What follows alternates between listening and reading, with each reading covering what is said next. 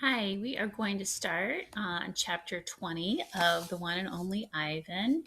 And before we get started, page 20 of The One and Only Ivan, before we get started, let's review some of the characters. So there's Ivan, obviously the gorilla, and so far Stella the elephant, and Bob has been mentioned. That's Ivan's friend, who's the dog there that hangs around. Mac, who is in charge of the animals there at the mall. There's Julia, who gave Ivan the crayon. She's the little girl of the man who cleans the glass of Ivan's cage and kind of keeps that area cleaned after the people leave at the mall. And so far, those are the main characters we've really started to learn about. And chapter is this chapter is called "The Loneliest Gorilla in the World," and it's page 21. When the Big Top Mall was first built, it smelled of new paint and fresh hay, and humans came to visit from morning till night. They drifted past my domain like logs on a lazy river. Lately, a day might go by without a single visitor. Mac says he's worried. He says I'm not cute anymore. He says, Ivan, you've lost your magic, old guy. You used to be a hit. It's true that some of my visitors don't linger the way they used to. They stare through the glass, they cluck their tongues, they frown while I watch my TV. He looks lonely, they say. Not long ago, a little boy stood before my glass, tears streaming down his smooth red cheeks. He must be the loneliest gorilla in the world, he said, clutching his mother's hand.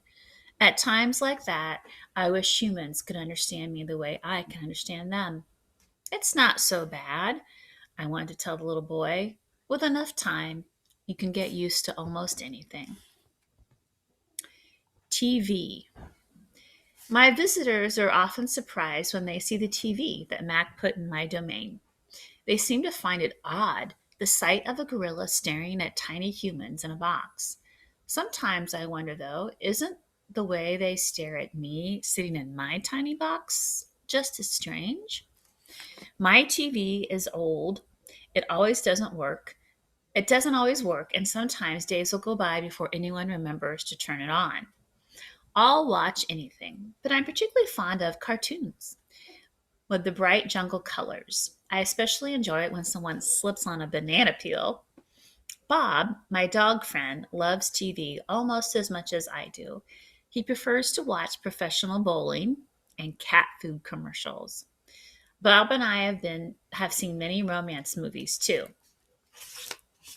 In a romance, there is much hugging and sometimes face licking. I have yet to see a single romance starring a gorilla.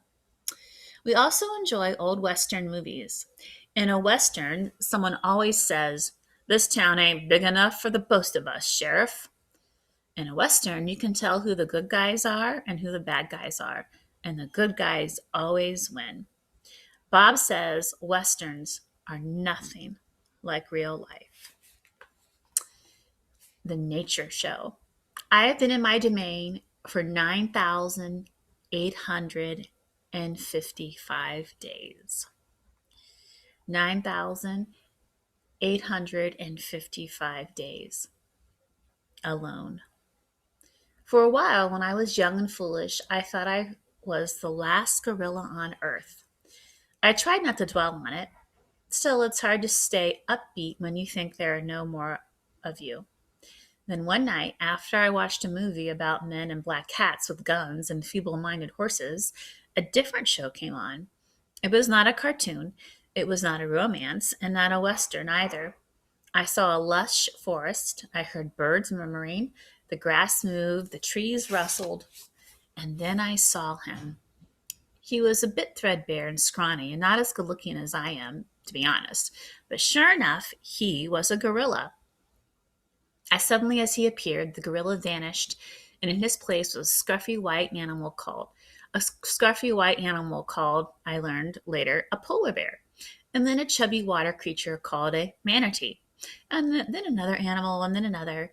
All night I sat wondering about the gorilla I'd glimpsed at, Where did he live? Would he ever come to visit? If there was a he somewhere, could there be a she somewhere as well? Or is it just the two of us in this whole world trapped in our own separate boxes? Stella. Stella says she is sure I will see another real live gorilla someday. I believe her because she is even older than I am and has eyes like black stars and knows more than I will ever know. Stella is a mountain. Next to her, I am a rock, and Bob is a grain of sand. Every night when the store closes and the moon washes the world with milky light, Stella and I talk. We don't have much in common, but we have enough. We are huge and alone, and we both love yogurt raisins. Sometimes Stella tells us of her childhood stories, of leafy canopies hidden by mist, and of the busy songs of flowing waters. Unlike me, she recalls every detail of the past. Stella loves the moon with its untroubled smile. I love the feel of the sun on my belly. She says, "It is quite a belly, my friend." And I say, "Thank you, and so is yours." We talk, but not too much. Elephants, like gorillas, do not waste words. Stella used to perform in a large and famous circus, and she still does some of those tricks for our show. During one stunt, Stella stands on her hind legs while Snickers jumps on her head. It's hard to stand on your hind legs when you weigh more than 40 men. If you are a circus elephant, you stand on your hind legs while a dog jumps on your head. You get a treat. If you do not, the claw stick comes swinging. Elephant's hide is thick as bark on an ancient tree, but a claw stick can pierce it like a leaf.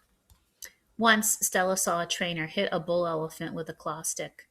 A bull is like a silverback, noble and contained and calm like a cobra is calm. And when the claw stick caught in the bull's flesh, he tossed the trainer into the air with his tusk. The man flew Stella's head like an ugly bird, and she never saw the bull again. Stella's trunk. Stella's trunk is a miracle. She can pick up a single peanut with an elegant precision, tickle a passing mouse, and tap the shoulder of a dozing keeper. Her trunk is remarkable, but still it can't unlatch the door of the tumble-down domain. Circling Stella's legs are long ago scars from the chains that she wore as a youth. Her bracelets, she calls them, when she worked at the famous circus. Stella had to balance on a pedestal for her most difficult trick. One day, she fell off and injured her foot. When she went lame and lagged behind the other elephants, the circus sold her to Mac. Stella's foot never healed completely. She limps when she walks, and sometimes her foot gets infected when she stands in one place too long.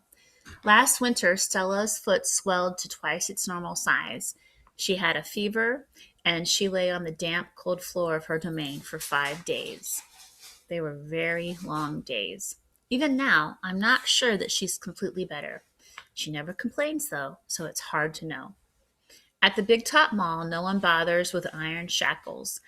A bristly rope tied to the bolt in the floor is all that's required. They think I'm too old to cause trouble, Stella says. Old age, she says, is a powerful disguise. And we will end there. The next chapter is called A Plan. So I hope you're thinking about what plan that Ivan is either planning or he's overheard. So stay tuned to next time.